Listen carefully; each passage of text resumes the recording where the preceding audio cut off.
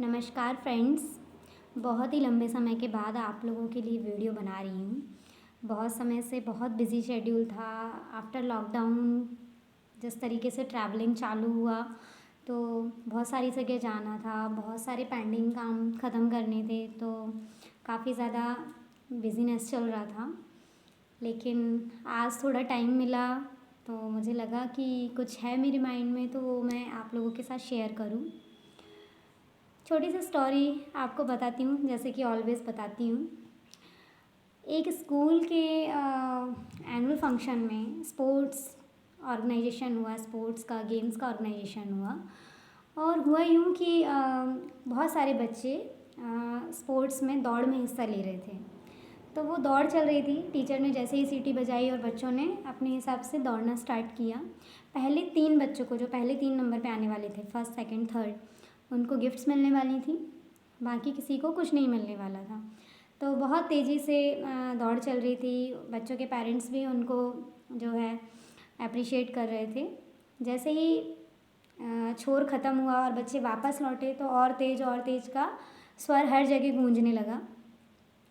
जब दौड़ ख़त्म हुई तो आगे वाले 3 बच्चों ने बड़े आत्मविश्वास के साथ हाथ उठाया, लहराया अपने पेरेंट्स की तरफ कि हम जीत गए हैं। चौथे नंबर और 5वें नंबर पर जो बच्चे आए उन लोगों को थोड़ा उनका चेहरा उतरा हुआ नज़र आया। 5वें नंबर पर जो एक छोटी सी बच्ची आई थी, वो थोड़ा नाराज़ सा चेहरा लेके अपने पापा के पास आई। और जैसे ही आई तो उसके पापा ने बोला, वेल डन बच्चा, इस जीत के लिए तुम्हें शुभकामनाएं, बताओ कौन सी आइसक्रीम खाओगी। तो वो बड़े आश्चर्य से बोली कि पापा मेरा नंबर तो आया ही नहीं। तो बोले, किसने कहा बेटा, तुम्हारा पहला नंबर आया है। तो बोले, कैसे। तो उसने जवाब दिया कि उनके पापा ने उनको बोला कि बेटा तुम्हारे पीछे कितने बच्चे थे। तो उसने यहाँ वहाँ से प्लस माइनस करके बताया कि लगभग 45 बच्चे थे। तो बोले, उन 45 बच्चों से आगे तुम पहले नंबर पर ही तो थी। तो बोले, अच्छा हाँ। बोले कि उन 45 से तो आगे थी ना तुम, तो तुम्हारी जीत हुई है। तो बोले, और मेरे आगे जो 4 बच्चे थे। तो बोले, तुम्हारे आगे जो थे उनसे तुम्हारा कंपटीशन नहीं था, क्योंकि उन्होंने ज़्यादा तैयारी की थी। नेक्स्ट टाइम तुम और अच्छी तैयारी करना तो तुम फिर 48वें नंबर पर आओगी, मतलब तीसरे स्थान पे आओगी। और फिर और अच्छी तैयारी करना तो तुम 50वें नंबर यानी पहले स्थान पे आओगी। तो बोले, ऐसा हो सकता है पापा। तो बोले, बिल्कुल।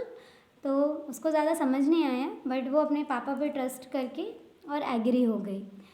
तो यहाँ से शायद हमको ये शिक्षा मिलती है कि हमारा कंपटीशन किसी और से नहीं है, हमारा कंपटीशन खुद से है। हमारा कंपटीशन खुद से है, क्योंकि बहुत सारे ऐसे लोग हैं जो बहुत सारी अच्छी अच्छी डिग्रियाँ लेकर भी घर में बैठे हुए हैं। और बहुत सारे ऐसे सक्सेसफुल लोगों को मैं पर्सनली भी जानती हूँ जिनके पास बहुत बड़ी डिग्रियाँ नहीं हैं, लेकिन फिर भी वो बहुत सारे डिग्री वालों को भी जॉब दे रहे हैं। तो हमारा कंपटीशन हमारे सेल्फ से होना चाहिए। अगर मैं नेटवर्क इंडस्ट्री में काम करती हूँ, एमएलएम में काम करती हूँ, नेटवर्क मार्केटिंग में काम करती हूँ, तो मेरा हमेशा हर एक नेटवर्कर से ये कहना है कि आप खुद से कंपटीशन करिए। इस महीने में आपका जो भी बिज़नेस गया है, उस बिज़नेस से ज़्यादा बिज़नेस आपको नेक्स्ट मंथ में करना है खुद से। दूसरों से कंपटीशन नहीं करना है, आपको खुद से ही करना है कि अपना हर मंथ का बिज़नेस अपने पिछले मंथ के बिज़नेस से ज़्यादा जाए। अब एक बात और मेरे माइंड में है, एक छोटी सी सीख बहुत सारे नेटवर्कर्स को मैं देना चाहती हूँ। बहुत बार ऐसा होता है कि जब यूट्यूब के थ्रू या फेसबुक के थ्रू या इंस्टा के थ्रू या कहीं से कांटेक्ट मिल जाता है, तो हम किसी लीडर को फॉलो करते हैं, उनसे बात करते हैं। और उनसे जब हमारी बातचीत हो रही होती है तो उनका और हमारा रेसिडेंशियल जो डिफरेंस होता है वो कई बार हज़ारों किलोमीटर्स में होता है। तो लीडर्स बोलते हैं, मैडम आप तो बहुत दूर हैं, या सर आप तो बहुत दूर हैं, हमारा काम कैसे होगा। तो एक बात हमेशा याद रखना है कि ये जो नेटवर्किंग का बिज़नेस होता है, यहाँ आप सेल्फ इंडिपेंडेंट बिज़नेस ऑनर होते हो, एक एंटरप्रेन्योर होते हो, कि आपको अपना बिज़नेस खुद संभालना होता है। आपकी अपलाइन चाहे वो आपके घर के बगल में हो, आपके साथ में रहती हो, आपकी सिटी में रहती हो या आपसे हज़ारों किलोमीटर दूर रहती हो, आपकी अपलाइन एक लिमिटेड टाइम तक आपको गाइडेंस करेगी। और अगर कोई अपलाइन आपको प्रॉपर गाइडेंस वाली मिल जाती है, जो आपको सही तरीके से सही दिशा में लेकर जाए, तो आप उससे हज़ारों किलोमीटर दूर रहकर भी बहुत अच्छा बिजनेस कर सकते हो और अपना बहुत अच्छा फ्यूचर सेट कर सकते हो, बहुत अच्छी ग्रोथ कर सकते हो।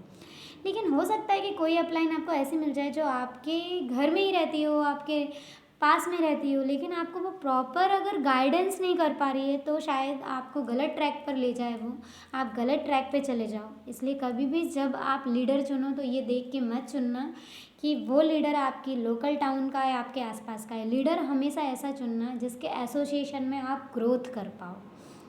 क्योंकि जैसे मेरे सीनियर भी हैं तो वो भी गुजरात से हैं, और एमपी में जो मेरे सीनियर हैं वो इंदौर से हैं, और मैं भोपाल में रहती हूँ। हम लोग कई बार महीनों महीनों नहीं मिलते हैं, महीने में एक बार मुश्किल से मिलते हैं, लेकिन ग्रोथ हम लोग कर रहे हैं तेज़ी से। मेरी भी बहुत सारी ऐसी टीम है जो अदर स्टेट में है, गुजरात में है, महाराष्ट्र में है, राजस्थान में है, बिहार में है। तो शायद वो भी ग्रो कर रही है, क्योंकि जो नेटवर्किंग का एक फार्मूला है, जो रूल्स है, उस पे चल के हमें काम करना है। और किसी भी बिजनेस के अंदर हमको खुद सीखना है, हमको अपलाइन की तरफ नहीं देखना, हमको खुद एक परफेक्ट अपलाइन बनना है। ये बात मैं हमेशा बोलती हूँ, आप एक ऐसे लीडर बनो कि हर कोई आपके साथ काम करना चाहे। ये एक छोटा सा इन्फॉर्मेशन, छोटी सी मैसेज मैं आपको देना चाहती थी। और सभी के लिए ऑल द बेस्ट, और मैं चाहती हूँ सबका फ्यूचर इस इंडस्ट्री के अंदर अच्छे से ग्रो करे। थैंक यू, धन्यवाद, मिलते रहिएगा।